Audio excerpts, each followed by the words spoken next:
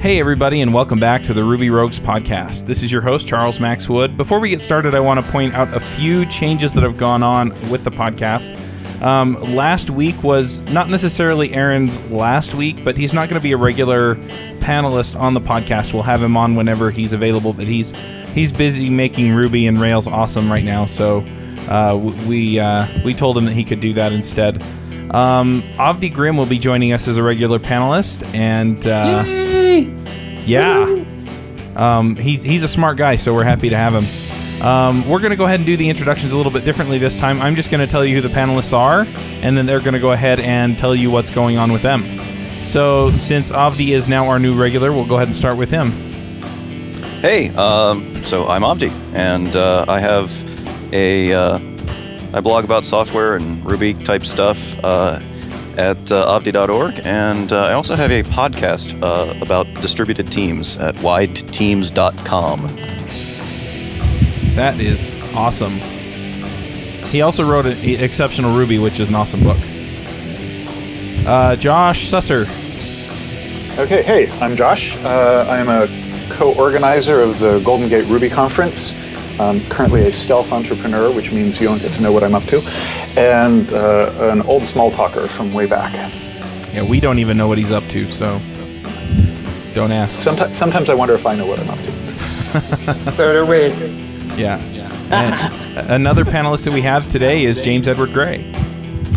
Hi, I'm James, and I'm super excited that there could be salt water on Mars. All right. And David Brady. Oh crap, how am I going to top the saltwater thing? Okay, hi, I'm David Brady. I own Shiny Systems. I blog at heartmindcode.com, and that's me. All right, and I'm Charles Max Wood. I am the host of Teach Me to Code. TeachMeToCode.com has a podcast and screencasts, and I do a bunch of other stuff in the community, so you can follow me on Twitter if you want to find out what that's all about. All right, so today we're going to be talking about queuing and background processes. It seems like it's a little bit more Rails focused this week. Does anyone have anything they want to go ahead and start with? Well, should we just talk about what queue systems we've used in the past? Sounds good to me. Can we start with the definition? Sure, go for it. I always like it when James gives a definition. Wait, why me? You're the one who always asks for the definition. Well, you got to learn to step up first. Sorry. Okay. Wait, so I should ask for work for myself? This is getting confusing. Okay, definition of queuing and background processing. So queuing is about messaging, right? It's about putting messages in a queue, typically first in, first out. Message system, and then pulling them back out. And background processing is how queuing is most often used. So you're running a Rails application, you need to do something long and expensive or potentially expensive. You throw it in the queue and say, do this later. And then you have a separate process or something pulling those messages off of the queue and doing it. So, that's my best definition. So background processing is kind of like technical debt, except it belongs to your app instead of your coders. Right, and it's immediate. What would have been really awesome is if Josh had asked for the definition of a queue, and if James had said, okay, and then 5 minutes later I had provided the definition of queuing and background processing. That would have been better. We need to rehearse that next time. Yeah, well, I'm actually successfully recording this time, so otherwise I'd work that in. Although we did have an amazing pre-show this time that I'm still laughing hard about. Yes. It didn't record. Yeah. Next time I'm just going to hit record as soon as I make the call, and then we can adjust. Yep. So Josh, was my definition satisfactory? Sure. Sounded good to me. All right. So what systems have people used? Beanstalk. I've used that quite a Beanstalk. bit too.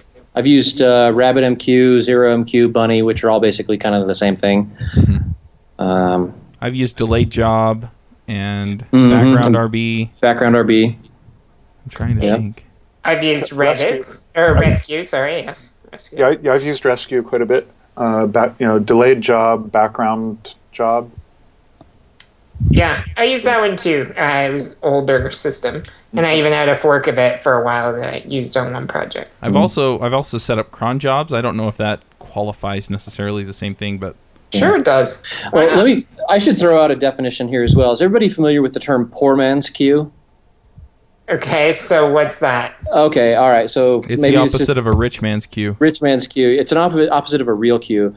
A poor man's queue is, and this might be just regional slang up here, but a poor man's queue is when you set up a database table and you store a job in the table, and then you have something that comes along every minute or so and reads that table to pick up a job and dispatch it out. You basically build it in the database as basically some persistent data store that's just going to collect a series of sequential data and something that comes along and picks it up. So delayed job. Delayed job, that's what I was going to say. Background RB are both poor man's queues, and you can see them if you go look at your Rails logs. You will see background RB every 5 seconds or so. You can see it querying the jobs table. Right, polling, sure. Polling. So go ahead, Chuck.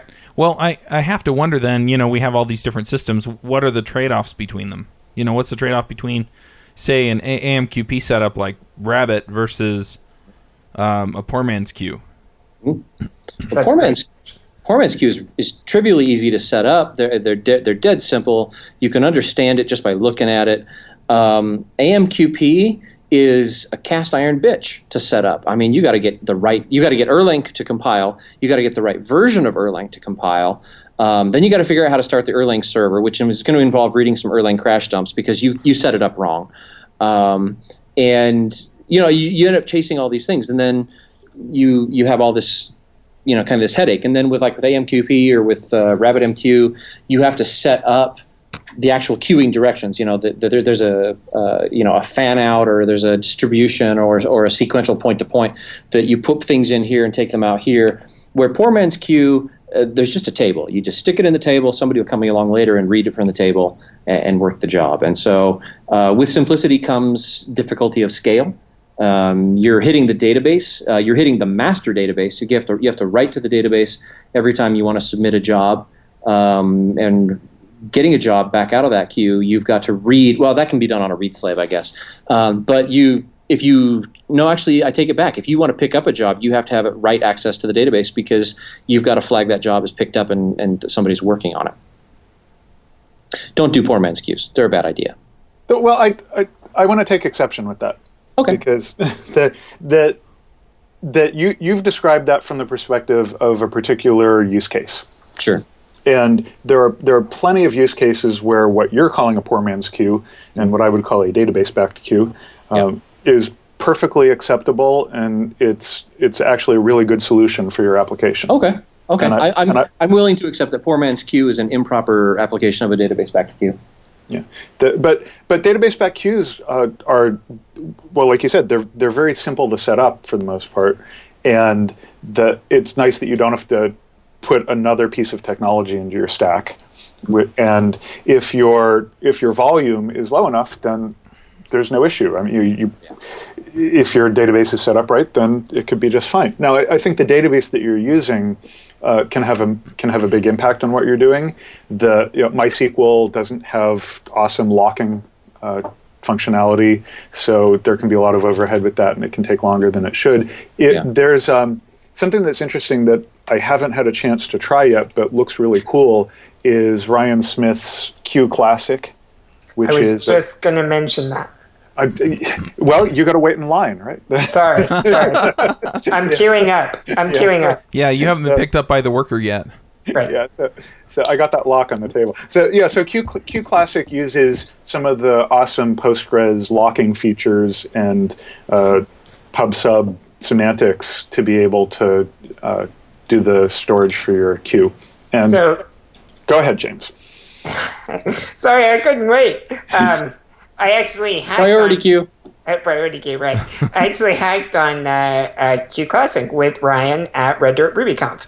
And we added signal notification to the workers at the Hackfest. So I know a little bit about it, and I have been playing with it. And it's kind of an interesting hybrid because it's kind of what you guys are calling a database-backed queue, and there's just jobs in a table. But as Josh said, it uses Postgres excellent locking to do it. So when you pull a job out, even though it's just a job in a table, you do actually have a lock on that job. And it's very interesting using Postgres locking semantics. And then it does do notifications, Postgres notification system. So you don't have the typical polling, checking every so often to do that. A worker can sleep and wait for the notification, in which case Postgres will wake it up and say, hey, time to get busy.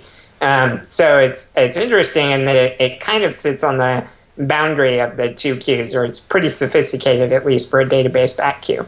And so I do like it. The interesting thing about database back queues is the good point of them, in my opinion, is that getting information about the queue is so easy, right? You just write a SQL query and oh yeah, these are all the jobs that are currently in this state or whatever, right? So it's that's a dangerous trade-off too. I was I'll let you finish. You've got the priority queue. Well, I was just saying it's easy to get information, but I pretty much agree with David that as soon as your numbers start to get real, I think database queues start to suffer pretty bad. I mean, even if you have really good indexing on them, if you're moving jobs through at a big rate, then it's probably not going to work out. But like Josh said, it's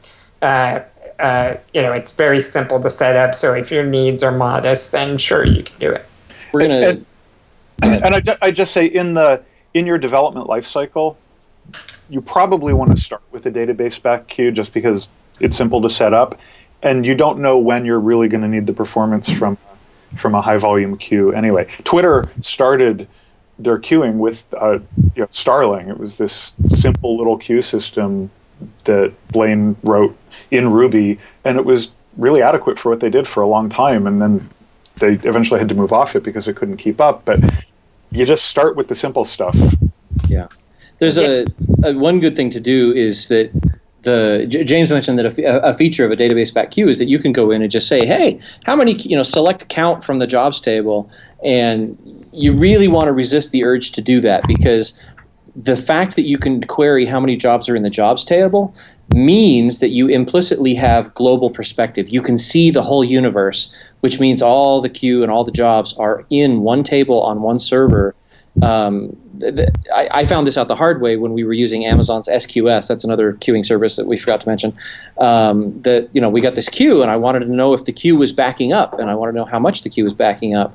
And so I went in and said, all right, where in the API do I ask it how many jobs are in the queue here? And there's no API to do that. There's no way. And the answer and the reason for that is because the queue is on 17 different servers. A single queue might be on multiple servers. It might go halfway through one server and then get dropped off, picked up by another server, and run through there. We'll talk about reliability later on in the podcast, I hope. But once we've got a good grasp on reliability, on the fact that you shouldn't ever trust your queuing service, that you need to be able to allow it to die and go away, then there's a really fast optimization you can do, a really good optimization you can do with a database back queue, especially in low to mid volume, and that's just make the engine for MySQL make it be the in-memory engine, and now you basically got an in-memory cache. Yeah, with the only problem there being if you shove too many jobs in it, then it kind of starts to melt down. We'll talk about reliability coming up. You should not depend on it. I'm curious to hear what people think is what people look for in a queue when they're in a queue system when they're choosing one over another. And I'll throw mine out, which is I think the biggest thing for me is how it handles failure. I mean, the most obvious thing is that the queue server itself doesn't fall over and die when one of the jobs fails. But beyond that, being able to see which jobs have failed, to sort of dig into the context of where and how they failed, and then to be able to say, okay, I fixed I fixed this condition. Now I want to re-queue the jobs that have failed. That's a big deal to me. Yeah, I think that's definitely one of the things I care about is being able to bump those things. Lately, I like a little introspection in my queue. I know maybe that's not traditionally a big part of it, and it's even kind of frowned on in some scenarios, like David Brady mentioned. But when I'm looking at problems and stuff, I just find that it's, I don't know. I just love being able to peek inside and see exactly what it's thinking right now, So, well, I used to be primarily a Beanstalk guy. I used to use that almost exclusively. And I do really like Beanstalk because it's so simple and stuff. The two problems I've had with it is when jobs do get backed up and stuff, and some of them fail, and then you go fix something and you want to kick them back. It's kind of a pain in the butt if you want to just re-kick this one job instead of, all of them or something like that. And Beanstalk's introspection just basically isn't there, so I really don't like that. So these days I tend to be more of a rescue user just because I like the introspection of the web application that I can just peek inside of. James, have you seen my Beanstalk utilities? Nope, probably not. I probably ought to wrap those up in a gem. If you go out to github.com/dbrady/bin, or maybe bin files, no, just bin. There's a BS put, BS get, and a BS tubes. And the BS tubes will just dump you out a table showing you all of the tubes that are currently in play, how many jobs are ready, how many jobs are ready to go, how many jobs are kicked, or what's the stat, buried. That's the word. So I recognize that I'm being a total hypocrite. I'm not saying I don't love that stuff. I'm just saying you shouldn't want it. But yeah, I totally, with Beanstalk, you totally want that. And so, yeah. I'm going to jump in here and answer Avdi's question as well. As far as which queue or queuing technology I'm going to use, it really depends on what I'm trying to do and what it does well and what it makes easy for me. So in a lot of cases, what you're talking about is really all there is, because, all I'm really looking to do is drop some work in there and have it happen, have some worker process or something pick it up. But, sometimes it turns out that I need a whole bunch of stuff done across several servers, and so I'm going to pick something that, can fan out the server, or, has some library that allows me to do that versus, something that, is just a queuing technology, and, I have to write my own workers that come and check the queue, and, I have to manage all of the consistency myself. The other thing that I usually consider is in the case of when I need something to happen every 10 minutes or every hour or something. I mean, this is why I brought up cron, is because it's built into Unix. It's been around for freaking ever. It works like a charm. And so all I have to do is set up a rake task and then tell cron to call it. And so depending on what problem I'm trying to solve and what kinds of things I'm trying to make happen, I may choose one feature over another. Does that make sense?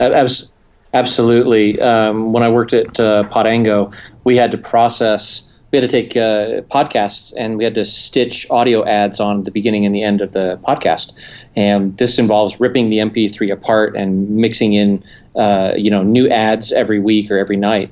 And we had to process the entire inventory overnight. And so this was a nightly cron job, and we would shard it off across 100 different workers to go through. On the other side, it was either, I'm going to get the name wrong. It was either Ryan Bates or it was Jeff Grossenbach that did the Beanstalk screencast, and he talks about how on his blog he wanted to process all new posts through Akismet to see if they were spam, and he wanted to do it asynchronously, but he wanted it done as fast as possible.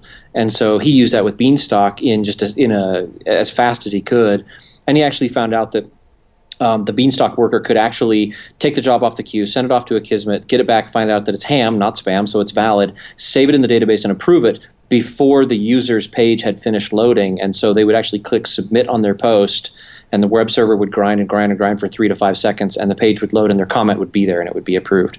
So yeah, two totally different use cases. Mm-hmm. That makes sense. I think cron is definitely a valid tool. It's very useful, and I do use it as part of most of my workflows. If I want to, kick something in on the service regularly, then I wouldn't necessarily kick in jobs into the queue and run them that way. I usually just run them through cron. You do have to be aware of some things, though. There, like, for example, cron will just happily fire up multiple copies of the same process, though, right? So, like, if you have a job that's taking a long time and you're running it every hour, once you go over that hour mark, another one will kick in and start working while the other one's still already there and working. So you do need to stay aware of stuff like that. Yeah, first thing you're tasked to do is check to see if it's already running and shut itself down. Yeah, but either way, you have to be aware of these trade-offs. Go ahead, Josh. Yes. Or Avdi. Yeah, right. This is Josh. So I have a weird Frankenstein example, or a mutant creature. I don't know. So I've built stuff that was a combination of a queue system and a cron job. So my particular example had to do with geocoding, and we were using a well-known provider's API. Can I say Google? We're to do geocoding, and bleep that. and the API was rate limited, so we had a whole bunch of data points to geocode. So we built a system that used a queue. It queued up all of the work that we had to do, and we were incrementally adding to it. So, but we had a cron job that would wake up every so often and do some of the geocoding, pulling the items off the work queue. So, but we were using the cron job to rate limit it. So there are plenty of situations, I think, where you want to be feeding the queue from your application, but pulling things off at a uniform rate because you have some sort of rate limited thing going on. Yeah, I have pretty much a similar scenario right now with a kind of complicated payment system where I'm using Amazon's FPS. And I don't know if you've used it, but FPS is so weird, and it's kind of this layered payment system, and I kind of think of it as circles of hell, and it's how far down you need to go for the specific feature you want. And luckily, the only feature I needed is on the very bottom circle of hell, so I had to go all the way through all the circles. So did Satan put you in his mouth and chew? It was bad, yes, and I deserved that for the doll comment last time, right? If you haven't read Inferno, the lowest level of hell, Satan's there, and he has Judas and two other people in his three mouths, and he's chewing them forever. Nice.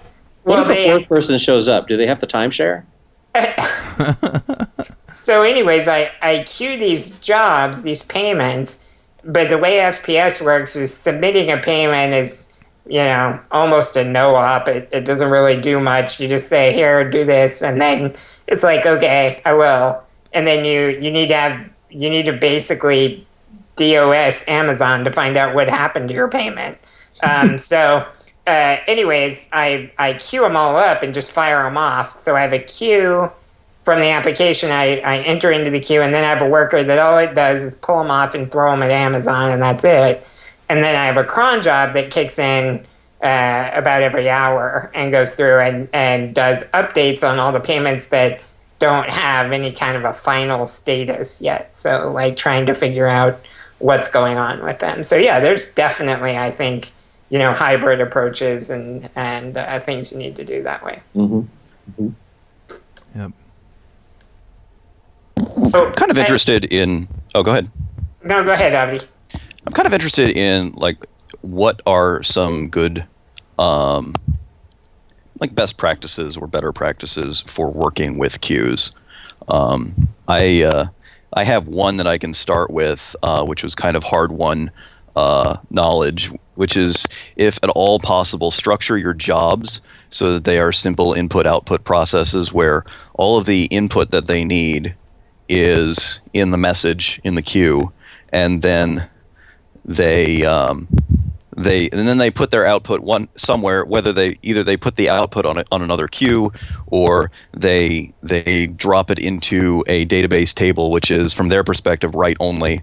But there isn't a lot of back and forth between a database and the job once it's running, and that has a ton of advantages. It's easier to test. If you decide you want to move to a different queuing system, it's usually a lot easier to make that move, and it's way easier to debug failures in the jobs if they're just simple input-output machines. Right. So Avdi, I want to expand on that just a little bit, because I mean, that's a great point, but the loading up the job with the data, I think, could use a little clarification. I've done this before, where you get a job and you say, I need to email a user. So what you put in the job record is the user ID. And then you fire up the worker, and the first thing the worker has to do is it looks at the user ID, and then it goes and gets the user record and pulls all the data out of that record. And you've already screwed up. Yes. Right. Yeah, that's not what I'm talking about. Now, I mean, there are certain cases where you can't get away from referencing something else. If you're processing a big old video file or something like that, it probably doesn't make sense to stick the file in your queue. You're going to have to stick a reference to it somewhere. But yeah, not just like a user ID, but actually serialize that user out along with any other data that it's going to use, and have it not try to drag that stuff in. The other advantage that I forgot about is I've seen systems where the queuing, they went to queuing for performance reasons, and it wasn't helping because the jobs were running into the same database bottleneck that the inline page processing was running into. Mm-hmm. Yeah. So that's an excellent point. I think I can give a good example of it. We did Go versus Go for the last year's Rails Rumble. I worked on that with Ryan Bates. And so what we're doing there is you're making moves on a Go board, and then we need to go to GNU Go in the background and get the computer's response if you're playing against a computer player. And so we did exactly what Avdi said. When we pushed the job in, instead of just passing like game ID or something like that, we actually pass all the criteria you would need. So here's the position, here's whose move it is, blah, blah, blah. We queue that, and then when it gets the job, it just goes straight to GNU Go.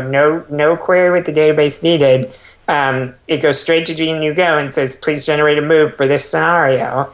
And then it packages up the one query to shove that back in the database. And we did that in such a way that the query, as it updates, it will only update if certain conditions are met, right? There's a where clause on it that says, if it's still this move for this player kind of setup, then here's that move, right? So that way, even if something goes weird, gets out of whack, that one query gets issued instead of us doing something like, well, is it still his move? Okay, let's go ahead and do it and all that. We didn't want to chat with the database at all, because in Go versus Go, we need to move very fast. And in that case, we actually don't load the Rails environment and stuff. We needed to be pretty lean, so we just load a database driver and do the query manually. We only have to issue that one query. And it really turned out to be a massive win. We used Beanstalk and like I said, the database driver for the one query and did that. So it was a great example, and that's what we did. I find just a wonderful parallel between this and just solid programming design. You remember when we all learned that, if at all possible, you remember gazintas and gazatas? What goes into the function and then what goes out of the function? All the gazintas, if possible, should be the parameters to the function. There should be no inputs to the function, if at all possible. If you have to, go ahead and use an instance variable on that object. If you have to, go ahead and access the database. If you have to, go ahead and access a singleton. If you have to, God help you, access a global variable. But if at all possible, your gazintas should be the parameters to that function. And the gazatas are the same way. Don't write to the database. Don't write to an instance variable. Don't mutate state. Just whatever, whatever your return value is. And queuing kind of has the same thing. If at all possible, what you send into the function is the arguments, or send into the worker are the arguments that it has to work with. And what it puts on an output queue, or if it's a terminal worker that just it writes its output and it's done, then whatever its side effect is its output. I love the similarity in that, because the motivations for breaking those rules are very similar in both cases. We're processing PDFs here, and they're big documents, and they're in a store that has to be validated and verified by like an auditing process. And I mean, like actual capital A auditors, like there's another department in the building that has to come audit, to make sure these, because they're contracts. And okay, you know what? This worker is going to have to talk to the document store. There's just no way around it. He can't, he's going to have a side effect. But okay, all right. In order to test that, then whenever we bring up this worker, we have to change where he thinks the document store is. Mm-hmm. Does that kind of make sense? Yeah, and I think that's one of the things that bothers me a bit about things like delayed job and background RB is that they're kind of classic leaky abstractions where they try to make it look like, oh, it's just like calling a method. It's going to be just like calling a method, except you're going to be calling it it's going to become in the background magically. Yeah. And Rails, I mean, Rails code in general has a lot of external input, or has a lot of inputs besides for the direct inputs to methods. Yeah. And so I see a lot of systems where it's just, the jobs are tremendously coupled to the Rails application and to the database. And they do a whole lot of talking back and forth because of this attempt to make an abstraction where probably it's a little too leaky. It's like that classic RPC leaky abstraction where, seriously, we're making trying to make a method call across a flaky network link. We can't really pretend that that's like a normal method call. We just have to, bite the bullet and say this is something different from a method call. It's message passing, which is sort of the thing that all the folks that were doing RPC figured out and started moving towards messaging systems rather than RPC systems. That's actually the best practice that I wanted to contribute to this particular Around the Horn. Which is that as you move to a message passing architecture or a distributed architecture, the first thing you have to get just hammered through your skull is distributed equals not dependent. If you put a job on the queue and that job dies or it breaks or it's mishandled, if you are now broken or if you have lost that job, you're designed wrong. When you give that job away, it needs to be fire and forget. It needs to be fault tolerant.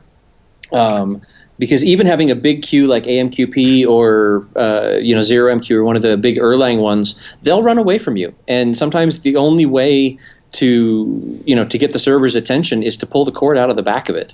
And now you've just lost all of those jobs. Well, have you lost leads out of your database? Have you lost business? Have you lost money? Because there was something critical in that queue. If there was, you did not design a fault-tolerant system. You did not really design a truly distributed system. You designed a big-ass RPC that this thing is waiting on this really flaky and really untrustworthy system to eventually maybe come back and say, oh, here's your job, I'm finally done with this. And now you can be sane again. You have completed your job and your work goes. So my best practice that I've come across, and this isn't perfect in every case, and it's also got its trade-offs, but I basically say, I try to strive for a rule that basically says the queue is never ever allowed to be authoritative. If I am in charge of getting some work done and I'm going to use a queue to do it, I set up the job and I give it to a queue, and the worker goes off and it does its thing. But I still think I own that job and I'm responsible for getting it done. And if enough time goes by and I haven't heard back from that queue, I'm going to send off I'm going to put it on the queue again. I'm going to send off another worker to go do it. Now, the danger or the trick to this is you have to have idempotence on the workers. If a worker finishes a job, he has to either check the database to see, is this job already done? Oh, it is. Okay, I'm going to die. I'm just going to throw myself on the floor. I was too slow. Curse my metal body. I was too slow.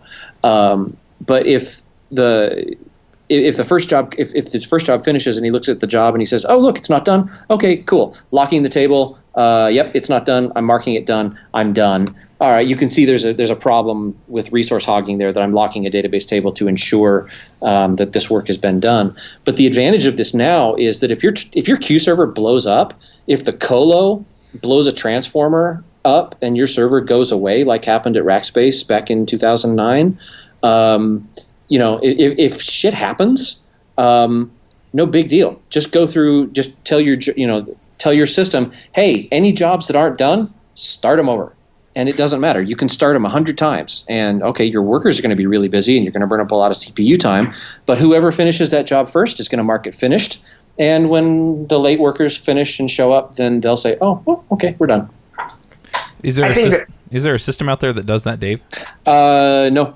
Well, the system that we built at Public Engines, you and I, is built to do that for the geocoding and the processing of the crime data. Right. Yep. I was, I guess, aiming for a little more public project. No, I don't know if anybody sane has done it. No. Well, a lot of queues have, Beanstalk, for example, has where you can, reserve the job and then work on it and then, mark it as done or it automatically goes back into the queue. Yeah. But which is a part of what you were talking about Right. and not the whole thing. Right. If you look at Beanstalk's documentation, though, there's a caveat in there that says even if you turn on persistent logging, now you have to set a variable that says, how often do I flush to disk? If I get shot in the head and I'm set to flush to disk every 500 milliseconds, the last 500 milliseconds of jobs are gone. They were not flushed to disk. And you can set it to 0. But even still, if you're writing your code naively and you're just expecting Beanstalk to accept the job, it is possible for your code to try and hand off a job and Beanstalk to die while accepting that job, and it never got flushed to disk. And if that's a $5,000 sale, credit card process, your accountant's going to have heartburn over that. Yeah, I very much agree with what Dave's been saying. I think I'd like to add to it just a little. Whenever I'm using a messaging queue, I think state machine. So I put entry in my database, and it's in some state. And so I make sure I get it in the database, and it's in some state. Then I know, hey, okay, I'm here. I've got it. We're good. At that point, after it's in the database and I know it's in some state, I kick it to a queue, right? And that's another state. It's waiting to whatever, right? Something. And then the queue, when it's done its work, its job is to set things the way they need to be and transition to another state, meaning done, right? Mm-hmm. And this job has been completed and that's taken care of. And then, I like Dave, I always try to design where if somebody fires a machine gun into the computer that has my queue on it, I don't even care, it shouldn't affect me if at all possible. There's some cases where that's very difficult to do, but I want to make it where the queue isn't important to me. And generally whenever I'm building a queue, I also add the rake tasks that let me go in there and say, okay, requeue all pending payments or whatever, so that whenever something goes wrong, I just go in there, fire that one rake task, and I don't care anymore. That it went through, it found all the pending ones, it threw them back on the queue. And then another thing I'd like to do, just to take that one step further, I usually like to think, what's the reasonable amount of time I would expect something like this to sit in the queue, or how many times would I expect this to queue up? I usually double that number and then write a cron job that goes through, and anything that's been in that state, double the reasonable amount of time I thought of. I want to get an email about it. I want to know what happened. James, you and I are on exactly the same wavelength. We called it the janitor process. The janitor ran every night, and if he found anything that was unprocessed, he threw it back on the queue. He said, well, this needs to be cleaned up. But then he sent a message to management saying, did you know I had to clean up this job? Right. I really think I can't stress enough the start. I try to design my systems where when they get into some scenario I didn't imagine, the first thing they do is throw themselves in some kind of error state and start begging for help, right? Mm-hmm. Because the problem with a queue is it all happens in the background while nobody's watching. So I tend to miss things, I never counted on the fact that would go wrong. I didn't think about that happening. So usually I find if I can get them in that state immediately, especially if it's an intermittent failure of some kind, if I can get them into that state and then get me looking into it while maybe the failure is still happening, it helps me figure out what's going wrong and what I didn't think of. Yeah. Right. No, I've never had to do this with a queue, but it now occurs to me that if you that it might be valuable also to notice how many times a job has been shot down the queue. And if it never, if it's been shot down the queue 53 times and it's never come back, there's a unit test there that needs to be written. You've got a job that cannot be finished. All right, I want to jump in here. I want to kind of change tracks here for a second, because I know that some people are wondering, well, what do you use these background processes for? And we've talked about payment processing and emails, and I know that there are a myriad of other things that we've used them for. What kinds of stuff have you guys been, have you used them for? Okay, PDF generation, Yep. The billing reconciliation, geocoding stuff, sending emails. I would expand on geocoding stuff to be basically anything you need to hit an external web service for should almost always be done in the background, right? Yep. Sure. Yeah. And then the other one you said, sending email. This one's interesting to me because it seems like everybody says, yeah, you should put that in the queue or whatever. I actually don't agree that should be in like Beanstalk or something like that. SendMail is an email sending queue, and it works great with failover and all kinds of stuff. So what you really need to do is set up your box correctly and let SendMail take care of that like it's supposed to. Well, okay, so you can't do that all the time, especially if you're running on an EC2-based cloud system, because you can't run SendMail on your box there. So you usually use something like SendGrid or what have you to, as an external service that sends your mail. And that's a good point. Yeah, so then you're back Wait, to... you can't use SendMail? No, you can't do SendMail out of EC2. What? Wait a second. What? Wait, what?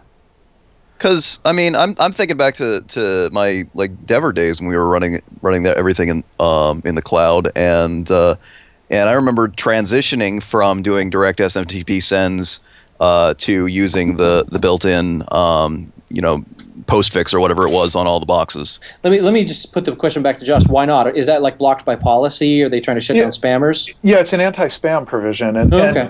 and I don't know all the details of it, but I know I've never been able to do it. And Amazon even rolled out a product earlier this year to do mailing from their cloud servers. Right, but SendGrid's still better. I like SendGrid; it's pretty good. So yeah, I think you're right, James, that if you can do SendMail on your machine and the latency is nice and low, that's fine.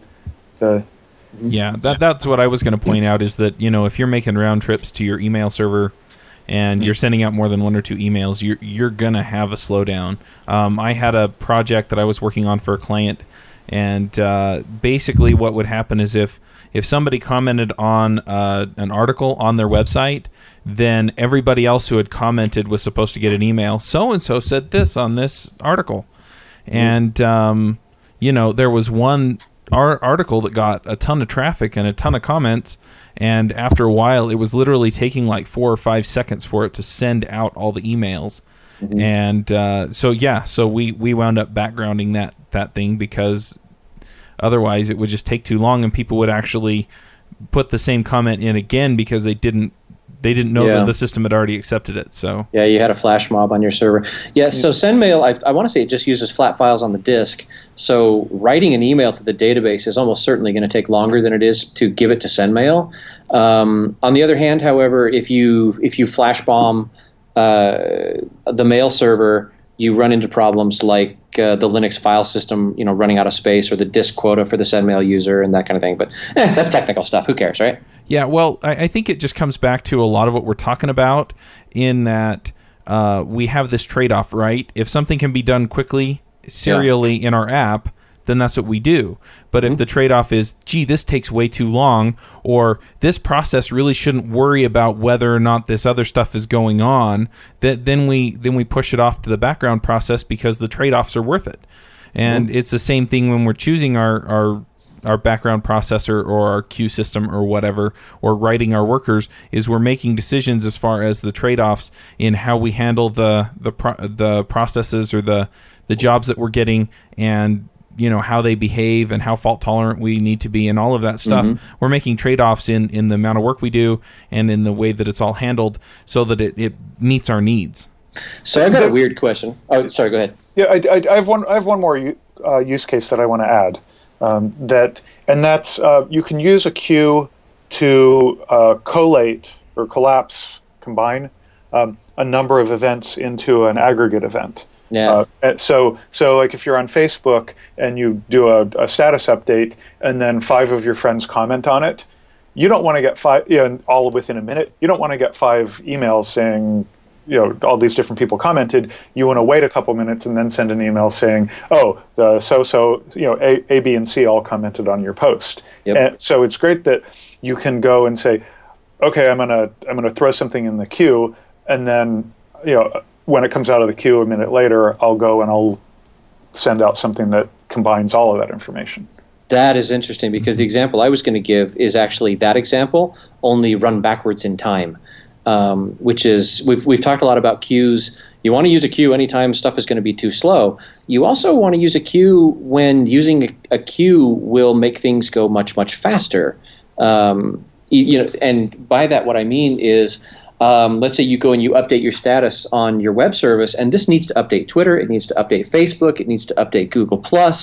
And if you do these sequentially, you've got to wait for all 3 of these services to come back.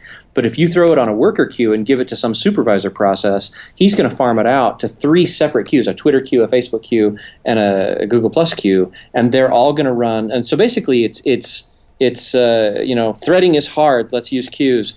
God help you if you really think that's a smart solution to the threading problem. But if you want to get out of process and get onto multiple servers, this makes it so that if Twitter's down again, you can get posted to Facebook and Google+ right away, and your response came back immediately, because as soon as the supervisor accepted the job to post to all 3 services, your web page is done. You're like, okay, good, yep, we've sent your message. Okay, Go ahead, Josh. So when does doing queue worker processes that take their input off of a queue and put their output on another queue, and then someone else does that. When does that turn into MapReduce?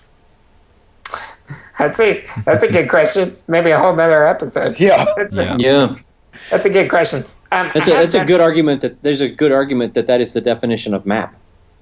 Of map, yeah.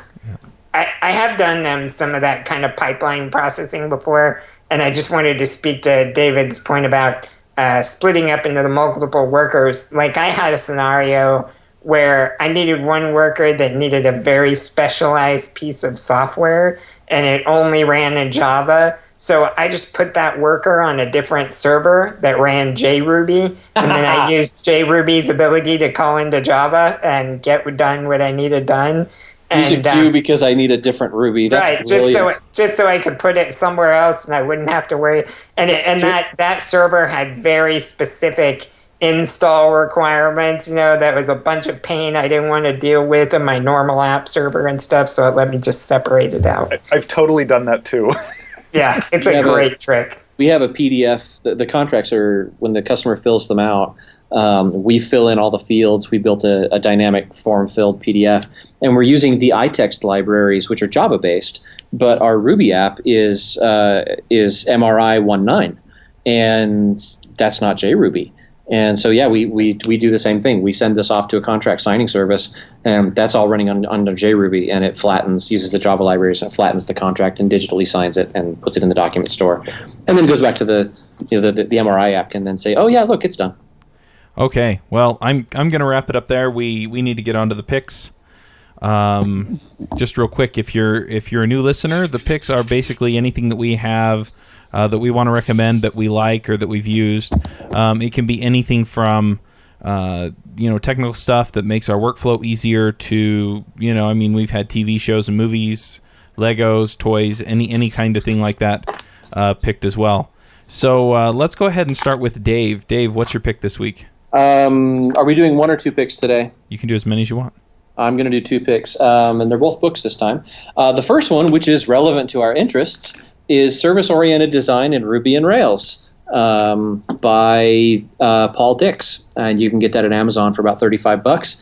And it's absolutely brilliant. He does not adhere to a specific religious, RESTful interaction versus true SOA, yada, yada, yada. He basically says, no, you know what?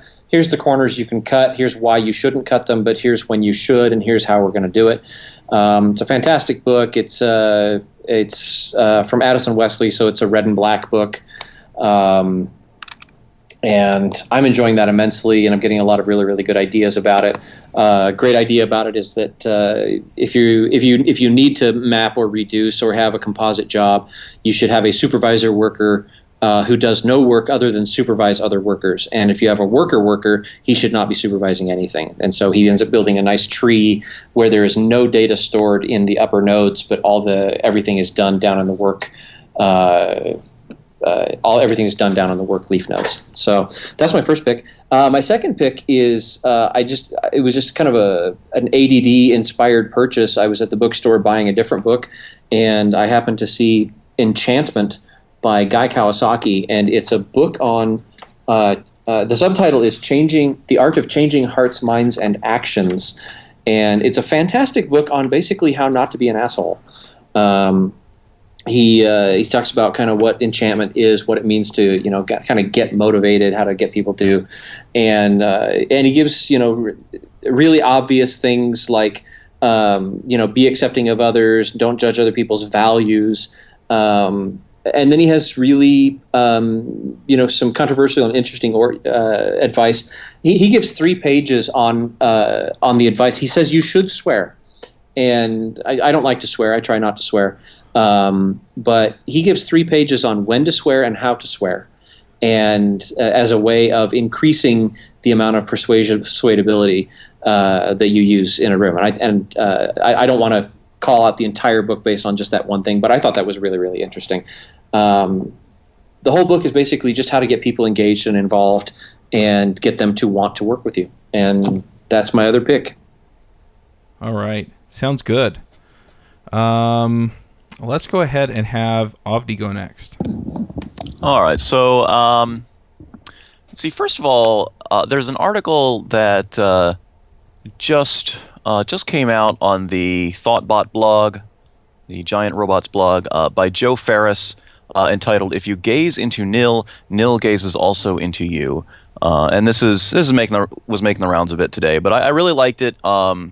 It's if anybody's seen one of my talks, that I'm big on eliminating nil wherever you find it, and replacing it with something more meaningful than nil. And so he goes through several techniques for replacing nil with something more meaningful and useful. And I completely endorse all the techniques that he goes over. Another thing that I've been getting some value from, I don't read Hacker News. But there's a service called Hacker Monthly, where they take a few of the top stories from Hacker News over the course of a month, and they format them really nicely and put them together into a PDF magazine format, just like 4 or 5 articles, and they also publish it in EPUB and Mobi and stuff like that, and it's a nice read. And it's usually pretty good picks, so that's a nice way of going over some of the top articles in in programming over the past month. All right, that sounds really interesting. There are a lot of aggregators like that I would like to read up more on, and Hacker News is one of them, but I just don't have time. So that sounds pretty nice. Josh, go ahead.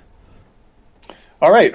Okay, so I think it's been mentioned on the podcast before in passing, but not as a pick, but I want to put in a plug for rubythere.com. And that's a site about Ruby regional conferences, Ruby conferences, and it talks about what conferences are coming up and also which conferences have open CFPs or calls for participation. So if you want to speak at a conference, it's a good place to go and find out where you can submit your proposals to speak. So want to go to a conference, want to speak at a conference, rubythere.com. And I looked at it a few minutes ago, and the site was down, so I hope it's back soon by the time my pick comes up. Okay, so that's one. The other one is Code for America. And this is this Code for America is kind of a public service organization. It's programmers doing projects that contribute to the civic good, and they have things around visibility of government information, transforming how people vote, education system improvements, things about city governments, things like that. So codeforamerica.org, and the Code for America has these fellowship programs where you can go and work for them for a year and get paid a reasonable amount of money to do something that contributes to the civic good. And they also have, their projects are open source, and many of them are being done in Rails or Ruby, some in Python, other languages.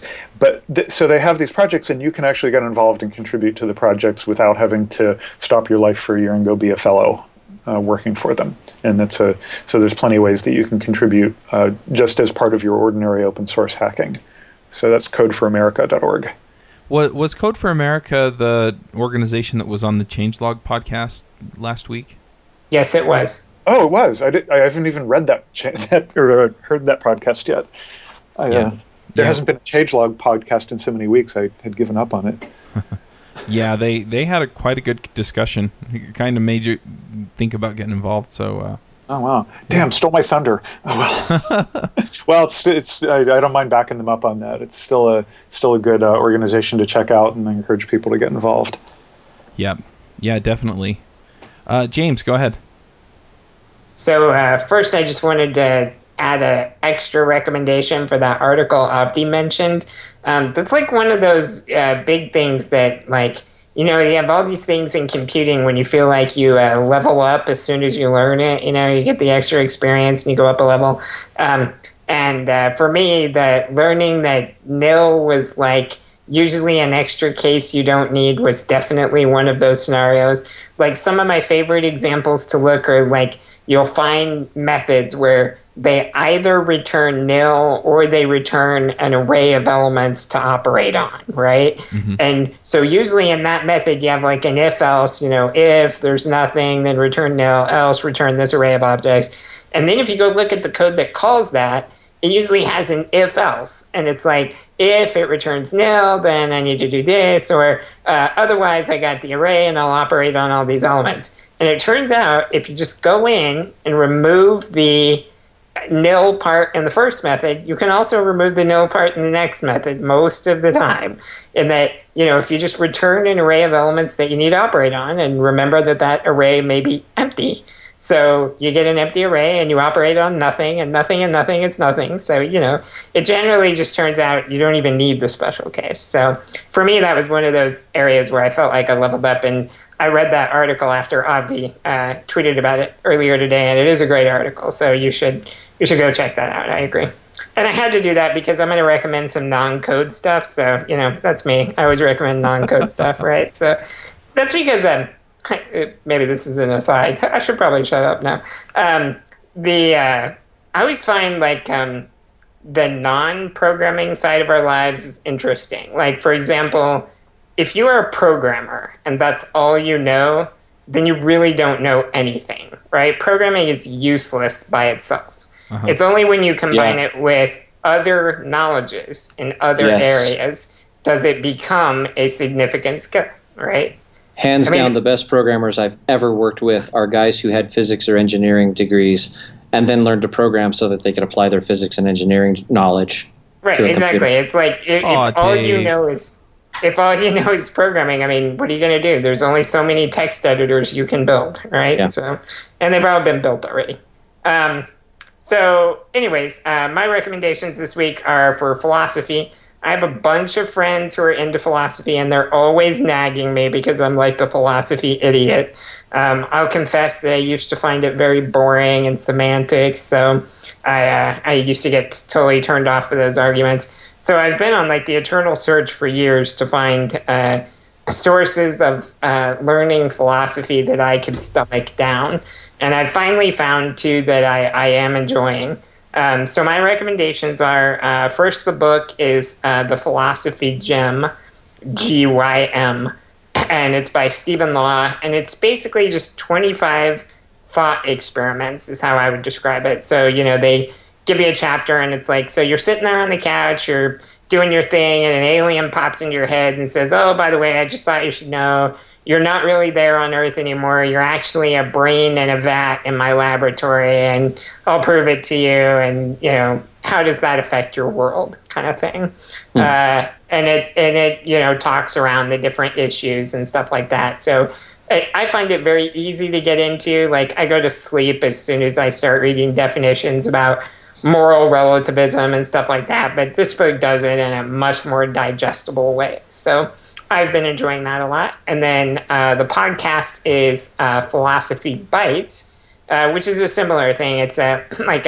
It's generally about a 12-minute podcast where they go through one topic. So one I listened to just yesterday, I think it was on animal rights and using animals in our food and what are the moral implications of that and stuff like that. So it's simple, it's sweet, it's short, and usually enough that I don't lose interest in it. There are definitely some episodes I found boring. There are a bunch of kind of stuffy English guys, so sometimes they get a little hung up on what did Plato think of Socrates' version of, whatever. It can get kind of boring, but look through the episode list and you'll be able to pretty much tell the ones that if you can follow the logic in the title, then it's probably something that'll be worth listening to, But those are my recommendations. Those are what have finally turned me on to philosophy. All right. Very cool. Yeah, very nice. So my picks, my first pick is actually a podcast. It's a series of videos. It's called Ask a Ninja. I don't know if you guys have watched that at all. It is hilarious. It is just funny, and I've really been enjoying it. Every time they put out a new video, I just wind up laughing my head off, and so that's one pick that I have, and the other pick that I have is Ruby 1.9, and I have to admit that I've been lazy and I just kind of left everything on Ruby 1.8 forever and ever. And I discovered that you can do RVM use 1.9.2 - I think the latest stable release according to rubylang.org is 290. Yep. And so I did a RVM install and then an RVM use and then I did -- default. And so now my default Ruby is Ruby 1.9. The other thing that's nice about RVM is then you don't have to do when you do your gem installs, you don't have to run sudo.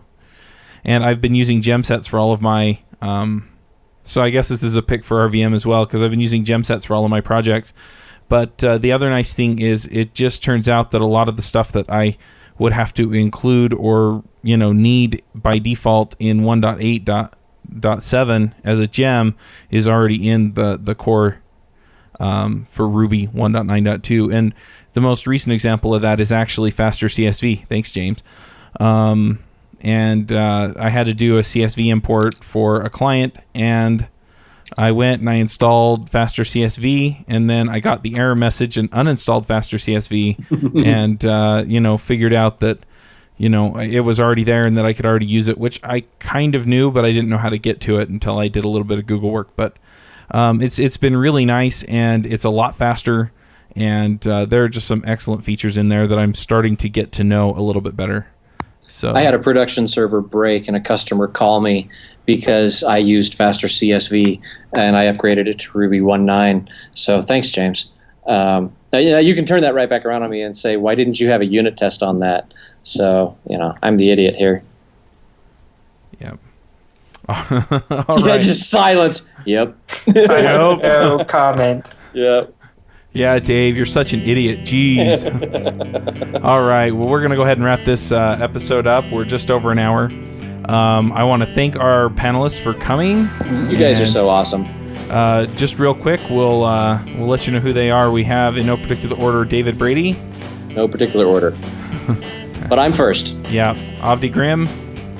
Happy hacking. James Edward Gray. I love you guys. Group hug. Yay! And Josh Susser. It's fun as always. Yeah, and I'm Charles Max Wood. Now, there are a few things that you're probably going to want to know. First off, there are links to most of the things we talked about at rubyrogues.com. So if you're trying to figure out what's going on there, you can go to rubyrogues.com, look at the show notes, and get all the information. We also had Derek Pryor, I think his name is. He actually compiled all of our picks into a gist on GitHub, and so I'll put a link to that in the show notes as well. So if you don't want to page through the different picks, then you can just go look at his list. We may add a list like that to the site, and I'll probably talk to him about that. But we've got fans. How freaking cool is that? Yeah, it is freaking cool. You can also get this in iTunes, so just go to iTunes, do a search for Ruby Rogues. We come right up to the top. And leave us a review if you're enjoying the podcast. I'm getting a lot of emails and tweets about the podcast, and so by all means, you can keep those coming. And I need to share more of those with the panelists, but it's just a lot of fun to hear about that. And I've also had a lot of people adding me on Google Plus, and I don't know if you guys have as well. But they're people that I don't know that I'm pretty sure are listening to this podcast. So drop me a note or drop the other panelists a note and just let them know, hey, I'm following you or I'm adding you to a circle and I'm enjoying the podcast. I think we'd all appreciate that. Agreed.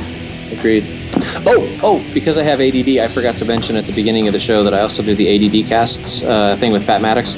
I'm just throwing that out there so that Pat doesn't go, dude, are we still doing that? No, I just forgot to mention it. Yeah, and that is actually a fun show to listen to. It's about half of it's about code, and the other half is about whatever shiny that floats by them. So yeah, half of it's crap. But anyway, so just thanks again for listening. We'll catch you next week. It will either be a live show from Lone Star RubyConf, in which some of us will be there and some of us won't. Or if not that, then we will be doing an episode on becoming a better developer. So look forward to that, and we'll catch you next week. Bye, everybody. Bye-bye.